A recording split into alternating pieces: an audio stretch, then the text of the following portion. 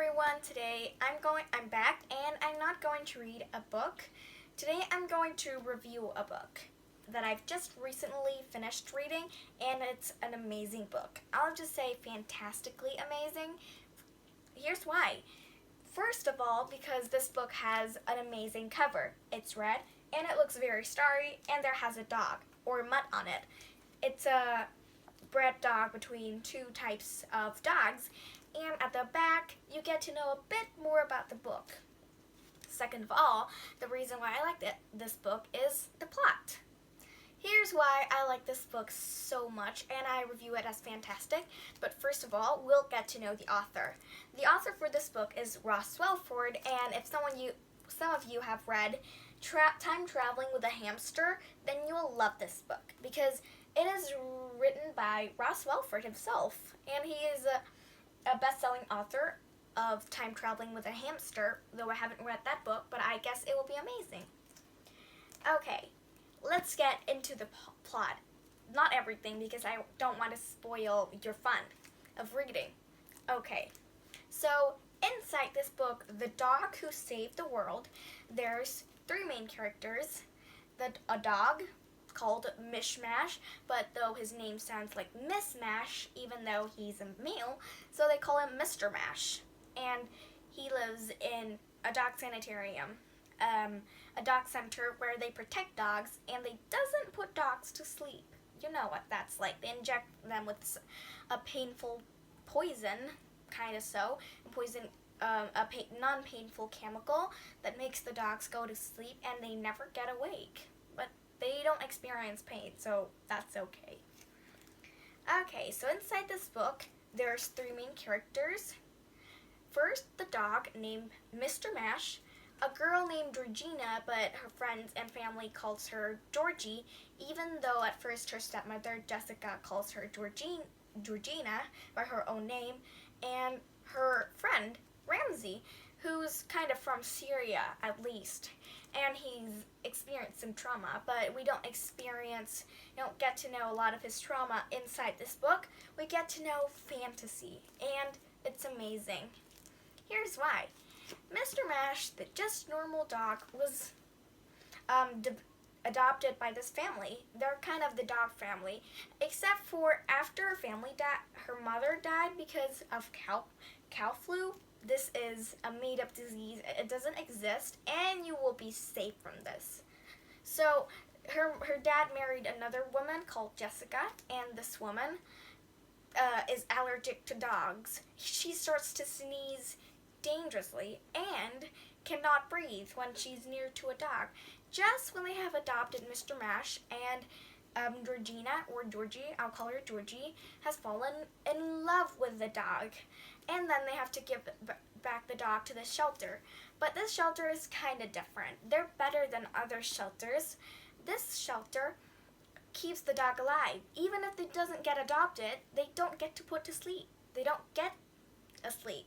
They don't get to put asleep, which they become old, lively residents inside the sanitary for dogs. This is a very lively sanitary, which is located at an old church, and the leader of this dog protecting shelter is called, he's a vicar. He's a church vicar, which means he spoke in the church, and Georgie always spoke his name, hello vicar, something like that, but his name is Morris, but that's only called by adults when they call him, because that's his first name, and children are not supposed to do so. So Jessica is sensitive, kind of allergic to the dog, Mr. Mash, so they have to return him back, and she was really angry. Georgie was really angry, even though her stepmother tried to comfort her. This is a not bad stepmother, because we get influence from old stories like Cinderella that stepmothers are bad, but not all the time. They sometimes can be good, and sometimes can be bad. At the same time, it's just how the people are like. Like, you get adopted. That isn't your real mother or father. That's your stepmother or stepfather. Okay, more. But Georgie and Ramsey, her friend, who's from Syria, he's a little bit older, a little bit younger than her, and they like dogs, really like dogs when they visit. And okay, no more ands, okay? Ramsey, who's from Syria, is kind of well behaved because he lives with his very strict Aunt Nush, or Auntie Nush, who usually yells at him and makes him behave himself. So even when children at that time, they say hello to adults like, hello, Mr. Something Something, he says, hello, sir. And hello, Sir Vicar, which is kind of strange for the children at that time. So they visit the shelter frequently, and after visiting the shelter, this guy Ramsey, he doesn't like some dogs, but soon he liked all of the dogs, and they just want to keep them, but they can't. First of all, because Ramsey has a very strict aunt, which we all know from the start wouldn't let him keep a dog in the house, not even a small one. And second of all, Georgina's stepmother, Jessica, is allergic to animal fur, so she basically can't keep dogs or cats in the house. But they still frequently visit the shelter, and they play with Mr. Mash. Here's the funny part. Mr. Mash is a stray, and he's really funny. He smells. He literally eats anything. And he can be quite rude sometimes, which means he always passes stink bomb. And the stink bomb sounds like rotten burned petrol or something like that. After Georgie was just walking on the beach with Mishmash, she can borrow it from the shelter, with Ramsey talking about ecstatically strange, ridiculous ideas about the future, like Disney Surrounder Room, which we know doesn't really exist, but the author makes up like almost every single thing. They met an eccentric old woman. She's a pretty strong old woman swimming on the beach in yellow cap. And Mishmash soon liked this woman and tried to befriend her. He runs towards the wave, trying to fight them as if they were attacking him. Suddenly, Mr. Mash sees the old lady, and he starts biting her cap, her swimming cap. She wasn't hurt, and that shocked her so much she sprained a little bit of her arm right here. And she wore a pretty expensive watch, but she was an eccentric old lady scientist, which they were lucky to find. Kind of a mad scientist, so she didn't make them return anything that they has damaged to her watch. Instead, she has been spying on these two children for weeks, for months. She spied on what they do they wear glasses or not, because her inventions would soon be about people not wearing glasses for better eyesight.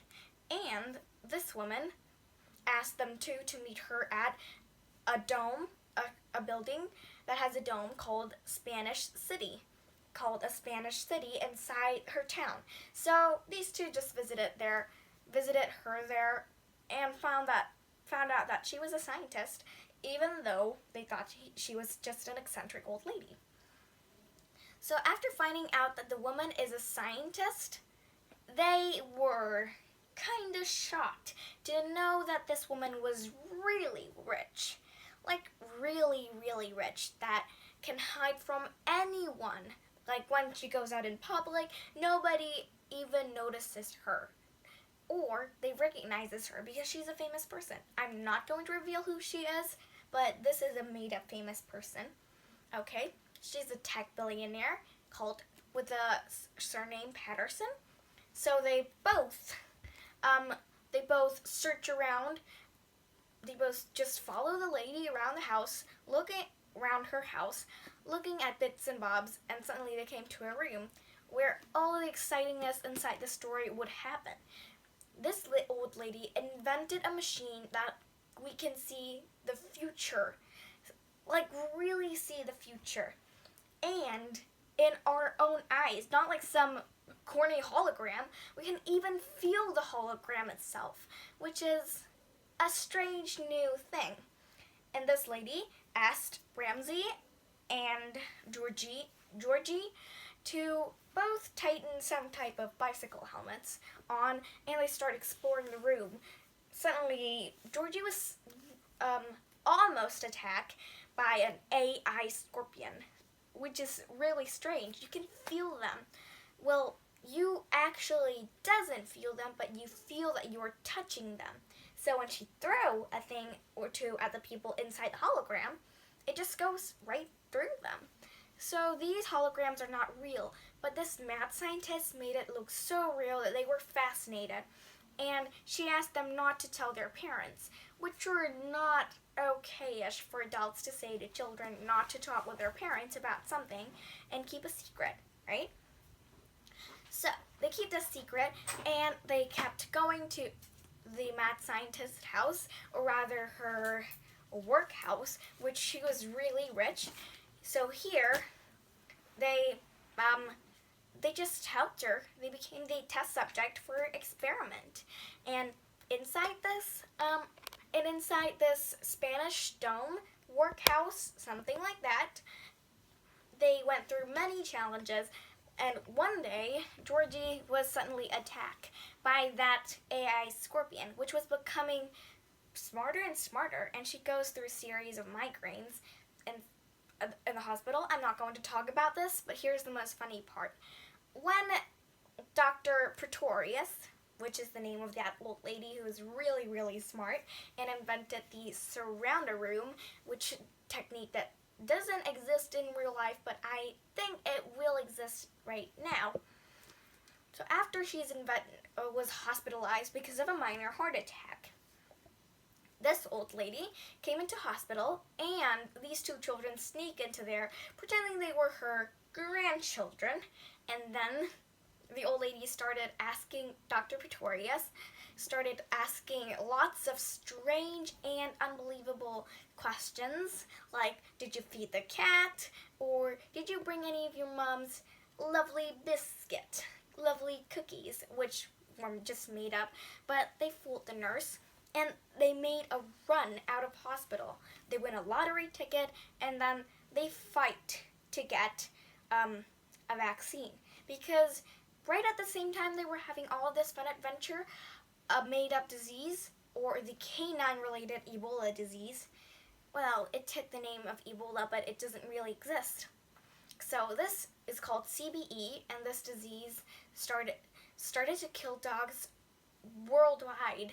Europe and Asia, around Europe and Asia, started to kill dogs, and people started to have to kill strays that they see on the street because they were afraid of spreading germs to humans, and it could be deadly. But they went into the future using the AI, or the hologram effect of Dr. Pretorius, the surrounder room, and they went there and searched for a cure for this.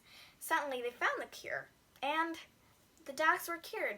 Mr. Mash, who was infected, but then he recovered, was taken a blood sample, and they find the vaccine, the antigens that they can use to make the vaccines in there. So this is a story that I really like, and it has a lot of chapters. So I'll give it a 5-star. But one point is that it's very long and slow proceeding, which sometimes some of us will want it to be at a faster pace to know what happens next in the story. But for me, it keeps me suspended in the story. I hope you liked this video, and I hope I didn't spoil any of your fun if you read this book. Goodbye! Be sure to read it.